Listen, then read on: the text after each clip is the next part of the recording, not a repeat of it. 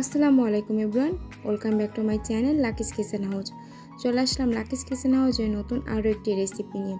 আমার আজকের রেসিপি ডিম ভাজি, মাছের ডিম ভাজি, যেটা খেতে হবে অনেক মজা ও তৃপ্তি নিয়ে খাওয়া যাবে এমন একটা রেসিপি। বাসার ছোট বড় সবাই অনেক পছন্দ করে খাবে। অনেক সময় মাছের এই ডিমটা ভাজি করলে গন্ধ হয় বা সঠিকভাবে রান্নাটা না জানলে এটা খেতেও তেমন একটা ভালো লাগে না। তাই আজকে সঠিক পদ্ধতি সহ আজকে রেসিপিটি শেয়ার করব। আর আমি এখানে আজকে রুই মাছের ডিমটা নিয়েছি। এখানে আমি ডিমগুলোকে খুব ভালো করে পরিষ্কার করে ধুয়ে নিয়েছি। এখন এখানে আমি কিছু শুকনো উপকরণ অ্যাড করব। দিয়ে দিলাম প্রথমে 1 চা চামচ হলুদের গুঁড়া, দিয়ে দিচ্ছি 1 চা চামচ মরিচের গুঁড়া, লাল মরিচের গুঁড়া। এখানে দিয়ে দিচ্ছি আমি 1/2 চা চামচ ধনিয়া গুঁড়া, 1/2 চা চামচ জিরা গুঁড়া, তারপরে দিয়ে দিব স্বাদ মতো লবণ। এখন দিয়ে দিচ্ছি বাটা মশলা। এখানে আমি রসুন ও আদা 1.5 টেবিল চামচ দিয়ে দিয়েছি। এখন এই সব মশলা ডিমের সাথে খুব ভালোভাবে মিক্স করে নেব হাতের সাহায্যে। এই কাজটা হাত দিয়ে করতে হবে, তাহলে মিক্সটা খুব একটা ভালো হবে না। আর এই মিক্সটার কাজটা করে নিলেই পরবর্তীতে যখন আমরা ডিমটা ভাজবো, এতে করে এর ভিতরে মাছের ডিমে যে আলাদা একটা নাড়ি বা মানে একটা এক্সট্রা আবরণ থাকে, সেটা এইভাবে হাত দিয়ে কষে এটা বের করে নিতে হবে। আর এটা আমি ফেলে দেব। এটা খুব সুন্দর করে পরিষ্কার করে নেওয়ার পরে ধুয়ে পরে যখন এটা মশলা দিয়ে মাখিয়ে নিচ্ছি, মাখিয়ে নেওয়ার সময় এটা হাতের সাহায্যে চলে আসবে আর এই অবশিষ্ট অংশটা ফেলে দিব। এখন চুলা একটা প্যান বসিয়ে দিলাম, আর প্যানটা গরম হয়ে আসলে তাতে দিয়ে দিলাম এখানে 1/2 কাপ পরিমাণ তেল। আর এখানে দিয়ে দিলাম 3টা মিডিয়াম সাইজের পেঁয়াজ। আর এখানে আমি প্রথম পর্যায়ে 1/2 কাপ রান্নার রেগুলার তেল দিয়ে দিয়েছি, তবে পরবর্তীতে আমার আরও কিছুটা তেল লাগবে। মাছের ডিম ভাজি করতে তেলের পরিমাণটা একটু বেশি লাগে। পেঁয়াজটা যখন একটু সফট হয়ে আসছে তখন এখানে আমি 1/4 কাপ কাঁচামরিচ কুচি দিয়ে দিয়েছি। আর এখানে 2টা মিডিয়াম সাইজের টমেটো আমি কিউব করে কেটে নিয়েছি।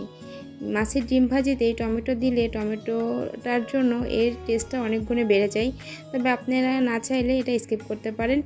আমি পেঁয়াজ, কাঁচামরিচ আর টমেটোটা একটু ভেজে নেওয়ার জন্য এখানে কিছুটা লবণ দিয়ে দিলাম।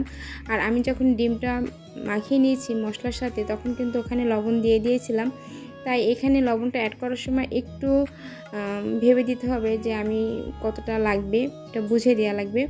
যখন কাঁচামরিচ তারপরে পেঁয়াজ টমেটো ভালোভাবে সেদ্ধ হয়ে আসবে আর তেলটা উপরে উঠে আসবে, তখন আমি দিয়ে দেবো এখানে যে মাছের ডিমটা আমি ম্যারিনেট করে রেখেছিলাম সেটা। প্রথম পর্যায়ে দেওয়ার সঙ্গে সঙ্গে এটা একটা খুন্তি দিয়ে খুব ভালোভাবে মিক্স করে নিতে হবে, তা না হলে কিন্তু এটা দলা পেকে যাবে। আর মাছের ডিমটা যেহেতু আমার এই মাছের ডিমগুলো একটু মিহি দানা ছিল, এর জন্য খুব অল্প সময় এটা দলা পেকে যায়। এটা অনবরত নেড়ে চেড়ে মাছের ডিমটা ভেজে নিতে হবে।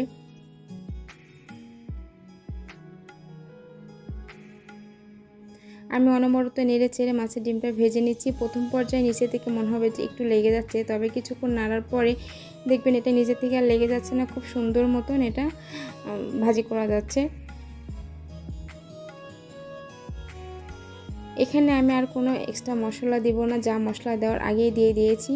এখন শুধু অনবরত নেড়ে চেড়ে এটা ভেজে নিতে হবে সুন্দর একটা কালার করে আসা পর্যন্ত। আর এই মাছের ডিমটা ভাজি করতে একটু সময় বেশি লাগে, তাই চুলার আঁচটা মিডিয়ামের থেকেও কম রেখে, লোয়ের থেকে একটু বেশি, মিডিয়ামের থেকে একটু কম রেখে অনবরত নেড়ে চেড়ে মাছের ডিমগুলোকে ভেজে নেব।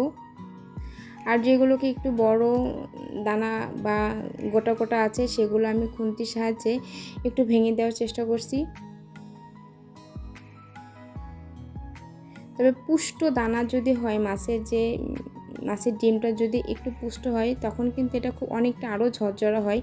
তবে আমার এই মাছের ডিমগুলোকে একটু ছোট ছোট ছিল, এই জন্য বেশি দলা পেকে গেছে। আর আমি এই খুন্তির সাহায্যে এই দলাগুলো ভেঙে নিচ্ছি, এতে করে টেস্টটা অনেক ভালো আসবে।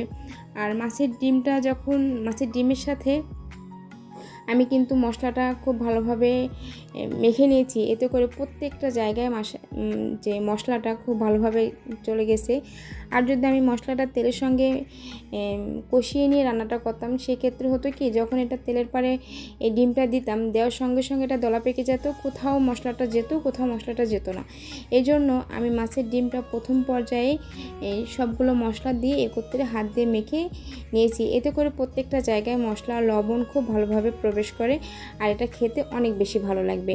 এই ছোট ছোট যে দলা বা গোটা গোটা আছে, এগুলোর ভেতরে কিন্তু খুব ভালোভাবে মশলা প্রবেশ করেছে, তাই ভয়ের কোনো কারণ নাই যে এটার মধ্যে লবণ ঢুকেছে কিনা, মশলা ঢুকেছে কিনা, কারণ আমরা প্রথম পর্যায়ে এটা খুব ভালোভাবে হাতের সাহায্যে মেখে নিয়েছি।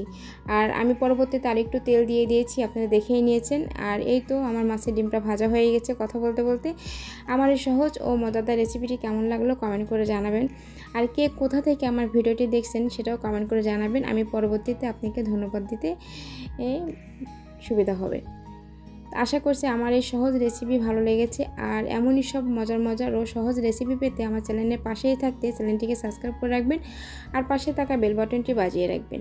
আমি যখনই কোনো নতুন ভিডিও আপলোড করব সেটা নোটিফিকেশন পেয়ে যাবেন সবার আগে। আর এই মাছের ডিমে কিন্তু অনেক পুষ্টি আছে, বিশেষ করে বাচ্চাদের এটা খাওয়ালে অনেক ভালো হয়, তাই আমি চেষ্টা করি আমার বাচ্চাদের জন্য মাঝে মাঝে এটা করতে।